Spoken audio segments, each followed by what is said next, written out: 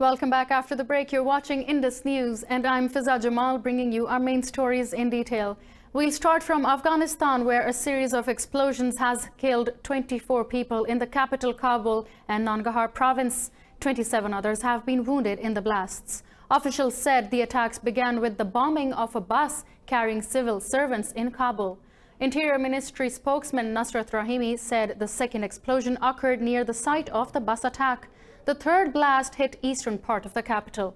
Taliban spokesman Zabiullah Mujahid claimed responsibility for one of the Kabul attacks, saying they killed 9 foreign soldiers. The attacks came during a visit to Afghanistan by U.S. Joint Chiefs of Staff head General Joseph Dunford.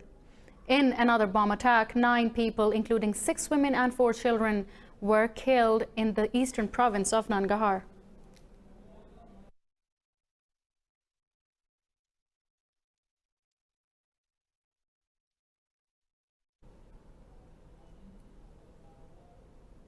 Sudan's military council has arrested the army chief Hashim Abdel Muttalib for involvement in a failed coup earlier this month. The ruling council said at least 16 active and retired military officers have been detained for investigation and trial. In a press conference, council chairman Mohammed Othman said officers from the intelligence and security services have also been arrested. He said plotters of the failed July the 11th coup attempt sought to scuttle a political settlement leading to civilian rule.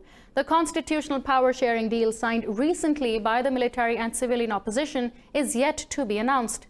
For more on this, we have with us our correspondent, Mr. Patrick Oyet.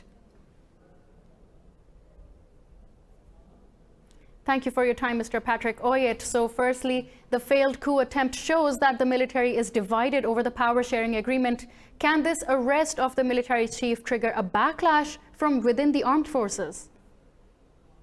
People are very happy now that there's agreement being worked on, and of course the fall of Omar al-Bashir, people are hoping for a new government. So whoever is termed as being, a sympathizer of the former President Omar al-Bashir, or somebody who wanted to overthrow the government or to be looked at as a radical person, definitely the public are going to, be against that person. So it is possible that some individuals or some personalities in the military are using the coup issues to silence some of their opponents. This is also possible. But the people of Sudan are a little bit confused and worried now. What is happening? Time and again you hear of coup plot, people arrested, and there's also no proper information coming out, like, okay, if there was a coup plot, if these people were arrested, what next? What has happened? Have they been taken to a military court-martial, or what exactly is happening? The public is kept kind of unaware of what happens after all this. And Mr. Oyet, the agreed upon constitutional power-sharing deal is still yet to be announced. What is holding back this declaration of the agreement signed by the military and the civilian opposition? Now it is very difficult to tell exactly where the disagreement is, but we understand that there are issues concerning, for example, accountability for the atrocities that were committed, the civilians that were killed when actually they were still protesting that they wanted military to hand over power to the civilian. And we understand that the military do not want this issue to be brought up again. They are saying, let bygone be bygone, let that issue not be investigated, for example, and those who maybe would be held culpable be brought to book. They are saying that happened during the revolution and that it should be left as it is. It is something very, very difficult, even if it is put in the constitutional declaration that investigation would be done and those found culpable would be held accountable. It is something that may end just in a piece of paper. Right, and amidst all of this, there are reports of the opposition drafting a new agreement of their own once again. If there is any truth in those reports, does this mean that they are planning to back out of the deal brokered by the African Union? This is a nature of negotiations. people always change their minds, especially when you don't sign something immediately when an agreement has been reached. That's why it's important to initial whatever document contains something that you have agreed on, so that people don't change their mind, because they go and consult their constituencies, they go and consult members of international community who may have their own interest in your case. There is no proper system. The more there is no clear future, then you are bound to have this kind of you hear of military coup, you hear of chaos once in a while here and there, and you know, the business people, the people who are there, who don't even care about who is in government, but they want to see their children go to school, they want to see hospitals functioning, they will be the very people who will be suffering. So for the mediators, for the African Union and for the Ethiopia who are leading this mediation, they have to stand firm such that when there is any agreement reached, those who want to pull out should be made to stick to the agreement. Then the whole process will speed up, and peace will eventually come to the Sudan. Right. Thank you for your time, Mr. Patrick Oyet. That was our correspondent, Mr. Patrick Oyet, joining us from South Sudan. Moving on to Syria, where 20 civilians have been killed in regime and Russian airstrikes in the northwestern province of Idlib. War monitors say 5 children were among those killed. Turkey and Syria's disagreement over the Idlib safe zone has led to an escalation in clashes. More than 500 civilians have been killed since late April. Meanwhile, Turkey's Foreign Minister Mevlut Çavuşoğlu says Ankara is running out of patience on establishing a safe zone in northern Syria. Speaking to reporters in the city, Çavuşoğlu said the US and Turkey failed to agree on the size of the safe zone. This week, the two countries held 3-day talks in Ankara on the zone and other issues, including progress on the Manbij roadmap.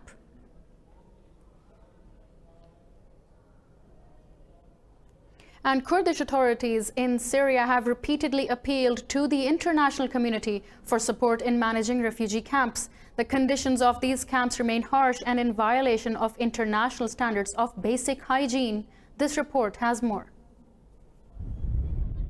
Foreign women and children are housed in a separate annex in Syria. Most of the camp inhabitants have little hope of returning home, as Western countries have been largely reluctant to take them back. The rights groups warned many children in the camp are dying from the acute diarrhea and flu-like infections. People started fleeing Baghuz late last year. The UN says at least 240 children have died en route or shortly after arriving at the camp. In April, the Kurds said they had to deal with Baghdad to repatriate 31,000 Iraqis, but no transfers have yet happened. Now it is between life and death. We're waiting for treatment. They do not care about the children at all. We want them to do checks and x-rays. A camp resident complained of slow healthcare and water. The UN Humanitarian Coordination Office, OCHA, has also reported a slight increase in acute malnutrition this month. At first, she suffered from the heat. She did not complain about anything. All her limbs were shaking and she started to get a temperature. And there was no treatment against the fever here. She felt sick and unconscious, and foam started coming out of her mouth like she was dead. I went to city of Hasaka 17 times and once for 10 days. Kurdish-led forces expelled the last ISIS fighters from the riverside hamlet in March after streams of people poured out of the embattled area. In Somalia, 7 people have been killed in a bombing at the mayor's office in the capital city of Mogadishu. Al-Shabaab militants have claimed responsibility for the attack. 5 others, including the district commissioner and mayor of Mogadishu, were wounded in the attack. Al-Shabaab militants said their target was the United Nations Special Envoy, who had left the building before the explosion. A security official said a suicide bomber entered a meeting hall and detonated the bomb. Al-Shabaab has fought for over a decade to topple the Somali government.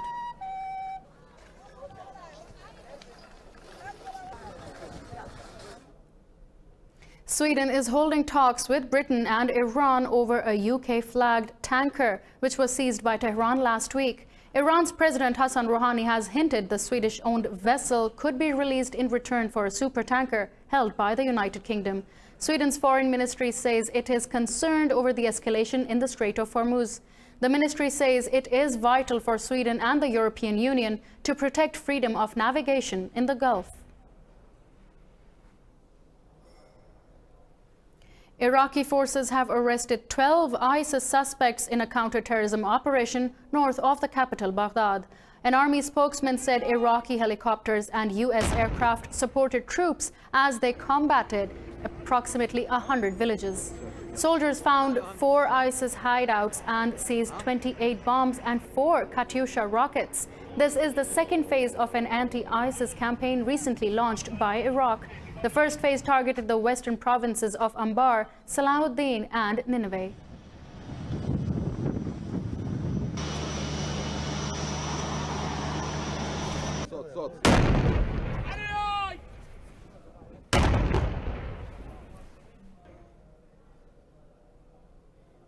The Saudi-led coalition says it has intercepted a Houthi drone in Yemen. Spokesperson Turki al-Maliki says the armed UAV targeted a residential area in Abha city. The spokesperson said the kingdom will take tough measures to paralyze the militia's hostile capabilities. Houthi rebels claim the attack hit a Saudi airbase in the border city of Khamis Mushait near Abha. This is the second Houthi drone attack on Abha in the last week.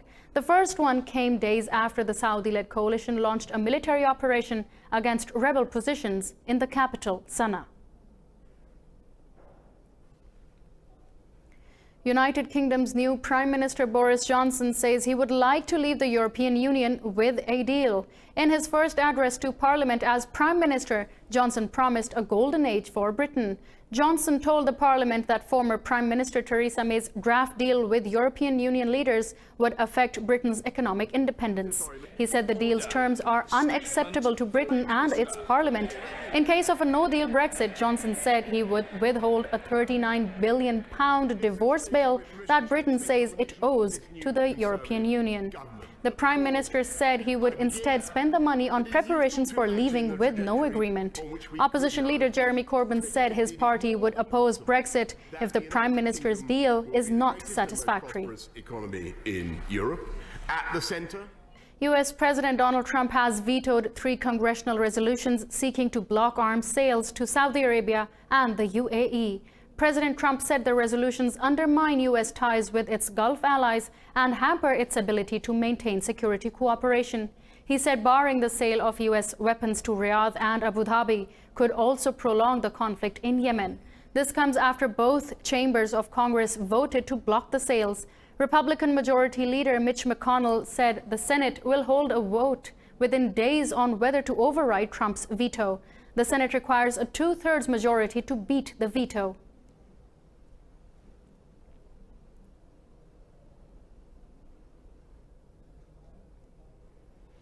And U.S. President Donald Trump has said Mexico may put more troops at the 2 countries' border to stem the flow of illegal migrants. Trump said the number of migrants apprehended at the border is down because of the deployment of troops on the border. He said illegal migration is not good for either Mexico or the U.S. Trump also called on Honduras, El Salvador, and Guatemala to take steps to stop illegal migrants. I cut all payments going to Honduras, El Salvador, and Guatemala. We used to send them $500 million for nothing. They didn't do anything except set up caravans. So Guatemala, we're going to take care of, and it won't even be tough. We're looking at a couple of different things. One of the things very heavy is, as you know, Mexico has put 6,000 people on that border.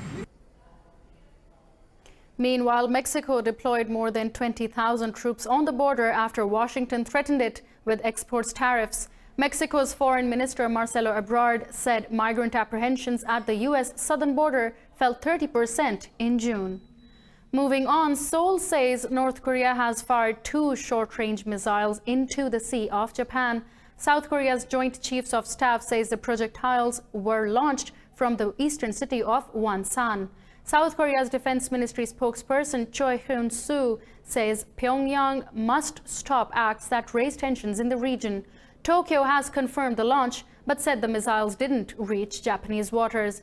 Japanese Cabinet Secretary General Yoshihide Suga said the missile launches didn't pose any immediate threat to national security. This comes after North Korea issued threats over planned military exercises between South Korea and the United States next month. Puerto Rico's Governor Ricardo Rosselló has announced his resignation after days of mass protests in the Caribbean island. In a televised speech, Rosselló said he will leave office on August the 2nd. The 40-year-old governor is leader of the New Progressive Party, which advocates U.S. statehood. Rosselló has been at the center of criticism over his leaked sexist and homophobic comments. His texts mocked victims of Hurricane Maria, which devastated the island in 2017, causing thousands of deaths. Rosselló will be replaced by Puerto Rico's Secretary for Justice, Wanda Vázquez.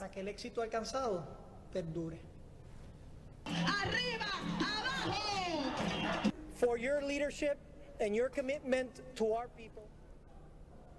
Islamabad says Prime Minister Imran Khan's visit to the U.S. has reset ties with Washington. The Foreign Office said Khan and President Donald Trump have agreed to work together for regional peace and stability.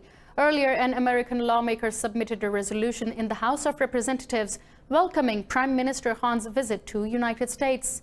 The resolution said Pakistan's security forces have successfully eliminated militants in the border areas at a huge material and human cost. And in India, hitting back at the ruling party's ouster of Karnataka's state government, the Congress has acquired the backing of BJP's MLAs in Madhya Pradesh. Prime Minister Narendra Modi's government and the opposition are accusing each other of horse trading. Two BJP lawmakers backed the bill presented by Congress in the Madhya Pradesh State Assembly. Narayan Tripathi and Sharad Kaul said they will soon join Congress. This comes amid the ruling Bharatiya Janata Party's efforts to overthrow the Goa state government. And devastating floods in India have killed 17 endangered one-horned rhinos, along with over 200 other wild animals. Officials say half of Assam's Kaziranga National Park has drowned following 10 days of torrential rains. A park official says that 205 dead animals, including 112 hog deer and an elephant. He says 12 sambar deer, 7 swamp deer, and 2 buffaloes died. 69 stranded animals, including 3 rhinos and an elephant, were rescued. The devastating monsoon has killed over 200 people in India and over 650 across South Asia. Sri Lanka says it has not found enough evidence to prove the direct involvement of ISIS in the Eastern Sunday bombings. The April 21st attacks on churches and hotels in Colombo killed over 250 people. 500 others were injured. Chief Investigation Officer Ravi Sinivirapne said the attacks may have been inspired by ISIS ideology. He said 2 little-known local groups carried out the bombings. Sinivirapne said some members of these groups may have been trained by ISIS in Syria.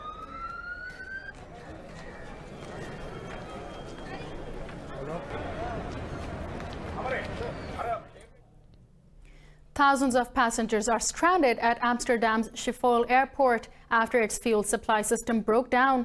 180 flights have been cancelled so far. Schiphol Airport spokeswoman Willie Koster said beds have been set up for passengers forced to wait overnight for their flights. She said it's unclear about how long it will take to resume flights. This comes amid record-breaking heat in the Netherlands.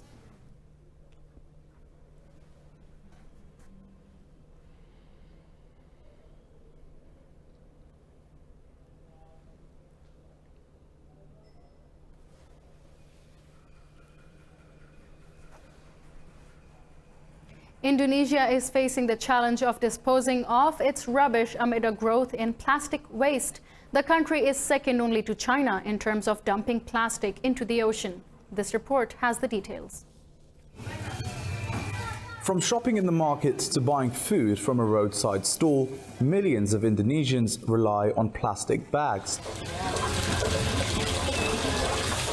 On average, a family uses over 25 plastic bags, 2 plastic bottles and 2 plastic containers every day. The plastic bags are then dumped in heaps of plastic debris, snack wrappers and other trash that covers the streets. Some of the refuse also ends up clogging drains, resulting in overflowing sewers. I get a plastic bag every time I buy chicken, when I buy vegetables, fermented beans, tofu.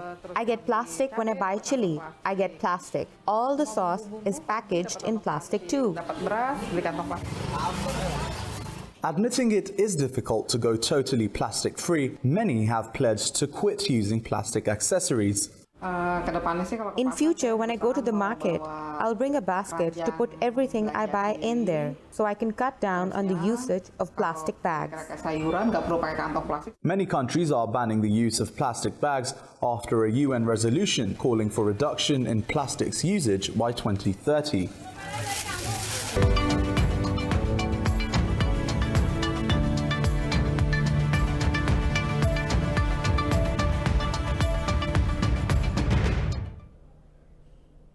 Now let's take you to the world of business, where European stock markets have risen as investors speculated a possible rate cut by the European Central Bank. The pan-European stocks 600 was up around 0.3%. The euro dipped to a two-year low against the dollar. Gold prices have remained stable ahead of ECB policy meeting. Japanese car maker Nissan says it will slash more than 12,000 jobs worldwide to shore up its weak finances. Addressing a news conference, Nissan boss Hiroto Saikawa said the firm will cut production by 10% by the end of 2022. He said Nissan's profits dropped by over 94% in the first quarter of 2019, one of its worst performances in a decade. Nissan has struggled in its key U.S. export market since the ousting of former chief executive Carlos Ghosn for financial misconduct.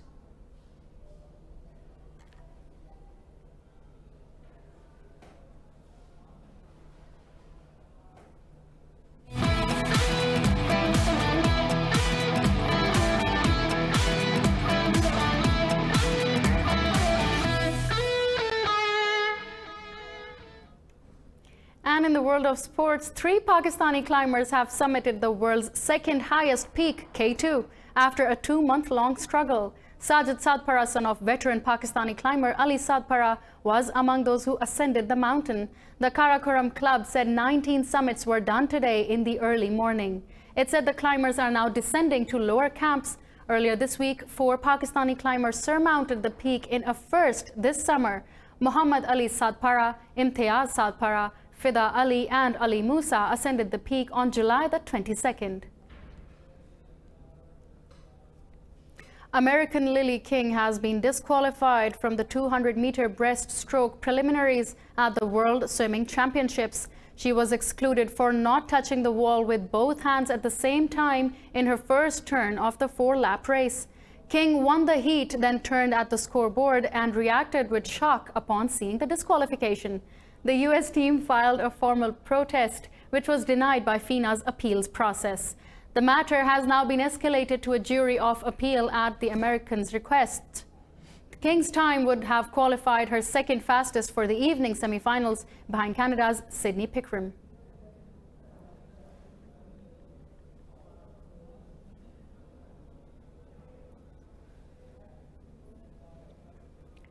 Manager Pep Guardiola says he wants Leroy Sané to stay at Manchester City, but said decision is out of his hands. The German midfielder is currently linked with Bayern Munich. Bayern manager Niko Kovac said Sané is their dream player. Sané scored twice in City's 6-1 win over Hong Kong side Kichi in their latest pre-season tour game.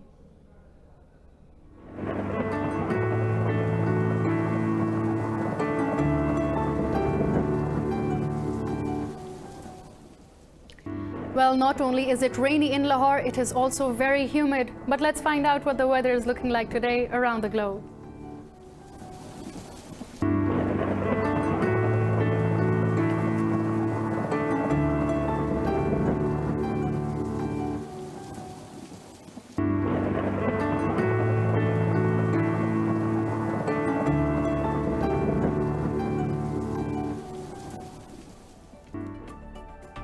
Well, these are all of our main stories in detail we have for you this hour. You can also choose to keep tabs on us on our social media. Just find us by the name indus.news.